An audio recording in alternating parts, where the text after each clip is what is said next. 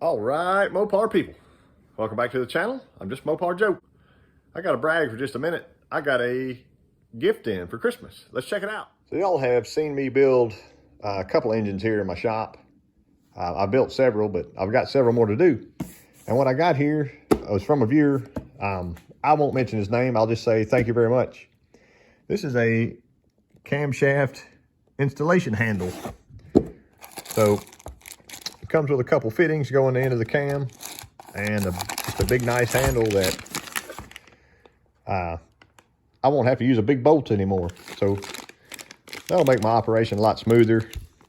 Take away the chances of nicking anything, messing anything up. But I appreciate that very much. Hope y'all have a Merry Christmas. Let's check out this other thing. Here's a Barracuda.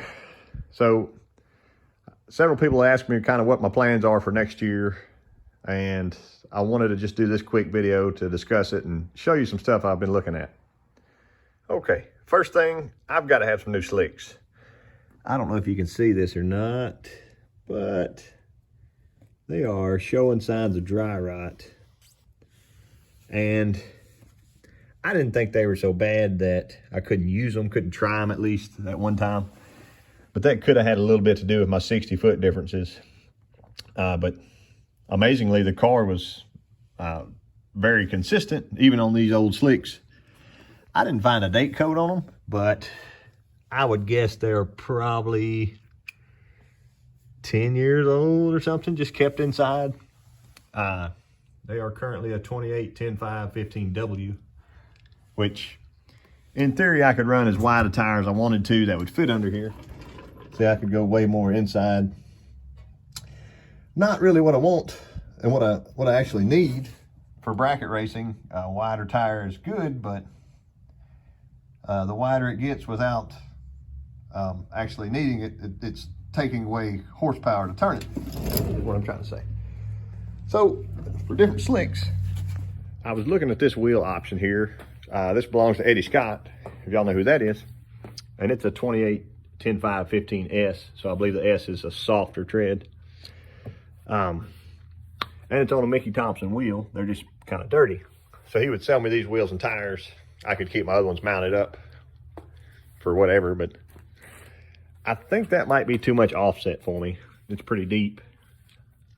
And I have these new set of welds here.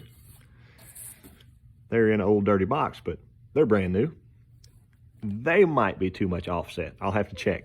So if both those are too much offset, I'll just stick with the wheels I have, the old aluminums. They match the front. Here's step 2. And I know what y'all are thinking. Nobody in their right mind would put a rusty old dirty converter like this in their car. See, there's even some serial numbers here. I have no idea how old this is. I'm going to get it taken and checked out. 069J. Maybe y'all can tell me what that means. There's some more numbers. Oh, I bet I could Google that. 84170. Anyway, just like people, it's what's on the inside that matters. And this dude is pretty nice. Doesn't really smell bad. Where that converter, that hubcap was, kept that pretty clean. So I think it could be easily cleaned up with a little bit of sandpaper or emery cloth. But yeah, that's an 8-inch race converter. I'll get it looked at. If it's good, I'm going to switch it. Here's why. Okay, here's a view inside the car. I'm going to show you a picture here, and you'll be able to see. I've got 2 cones circled in this picture. The first cone is the mile-per-hour cone for the 8th mile. The second cone would be the 8th mile cone. The car's shift light was on in the picture. That means at the first cone, it was turning 6,000 RPM. By the second cone, it was probably at 6,400. And by the 1,000 foot, it was probably at 6,700 or 6,800 or more. I don't know. I never even looked at that point. I was just driving the car. So the car is not meant to go like that because it's got 14 gears. Something else I've been studying. and a guy actually talked to me about it.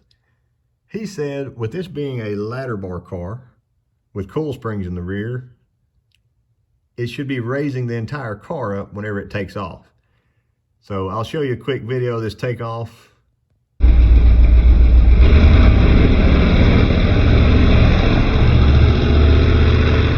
car actually squats on the takeoff, and it looks like squats maybe an inch or two. I have plenty of tire clearance. That's not a big deal, but it shouldn't be squatting, they say. He said that the angle of this ladder bar should be parallel with the ground or slightly up. So here's an easy way to check it. So here we go. That's my Harbor Freight magnetic angle finder. If I can pull you in there, you can see I'm just on the right-hand side of that 0. That means that the bar is actually pointing downhill slightly. So if it was level, I would need to go back just a little bit like that. So it would be on the front side. So in order for me to change that, I could change holes here, which it looks like it used to live way down here. Both sides have that indentation. If you'll remember, when I got this car, it had wheelie bars on it. So perhaps that was the wheelie bar hole. I don't know. But it was working pretty well as it is. And I'm going to only change one thing at a time here. So I'll do converter, I'll do gears, I'll leave the suspension alone. The car drove straight down the track, didn't have an issue. It launched fine, but the converter's way too loose. So when I get a tighter converter, the suspension might actually change. These rear shocks are, I believe it says Alden. That's a pretty quality shock, I've heard as I read up on it, but they are adjustable here, and they're both on the number 6. So they are on the tightest or highest setting there. So stiffest rather. So I could mess around some with that, but if it was squatting, loosening off on the shock, making it softer, would make it just squat more, I would assume. Let me go check the book. This is Dave Morgan's Door Slammer Chassis book. It is the Bible for what I'm talking about right here. And you'll see I opened up to the page that I wanted to. That was just by luck. Looking at pinion angle. So for a ladder bar car, I should check that pinion angle. It should be at 2 to 3 degrees before it leaves. It says it is a tuning aid in the respect that is in an extreme position. It can slow down the travel of the housing, take out a little bit of the hit. Excessive pinion angle can cause tire shake. I'm not having any of that. So it tells you here, shows you here how to measure it and stuff. I get all that. If I change the ladder bar setting, I will change the instant center. There we go. This explains it right here. I wanted to show you here that my statement is correct. So changing the instant center is easier. Moving the forward rod end higher in the car hits the tire harder. There's more load transfer. Whether you raise or lower the front of the ladder bar, the pinion angle must remain the same. So I would need to adjust the pinion angle if I'm moving that up. That would change the stuff. It also talks about preload, etc., etc.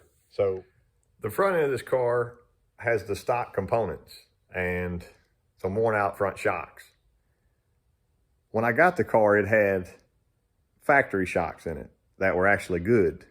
So I might need to switch back to that because my front end was transferring a lot.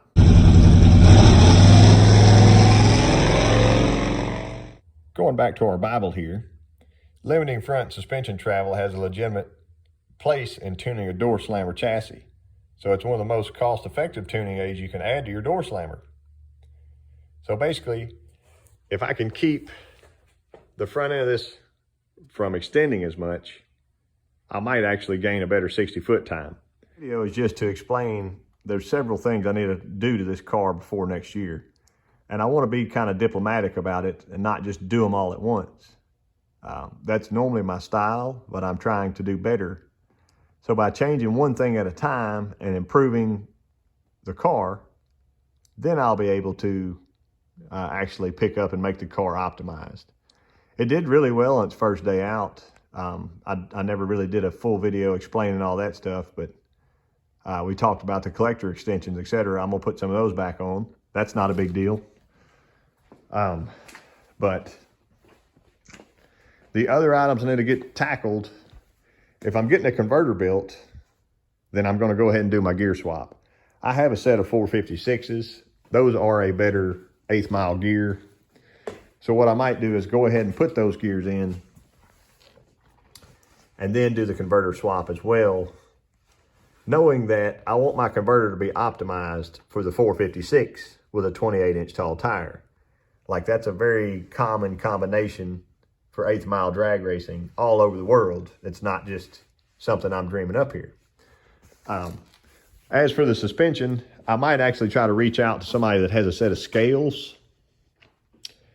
Having the car scaled is always a good idea. And I didn't mention that earlier because you don't necessarily have to have your car scaled. This one seemed to be working fine, went down the track straight, everything was good.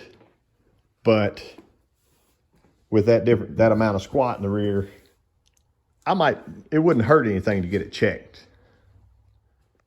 Well, that answers that for me. As the Mickey Thompson wheel is too far dished out and it's not even trying to tuck under there.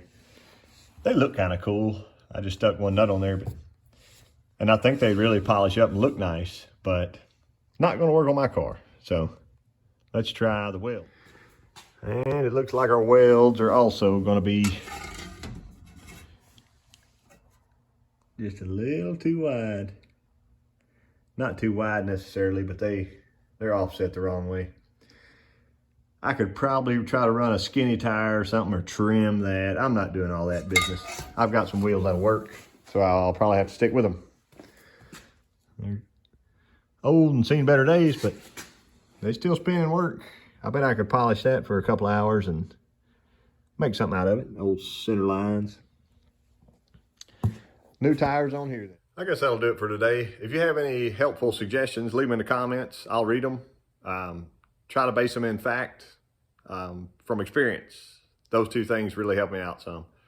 If you got any links or anything you want me to check out, you can leave those in the comments too. I like to read and learn, but I got some changes to make before next year. I appreciate y'all watching, and I'll catch you next time.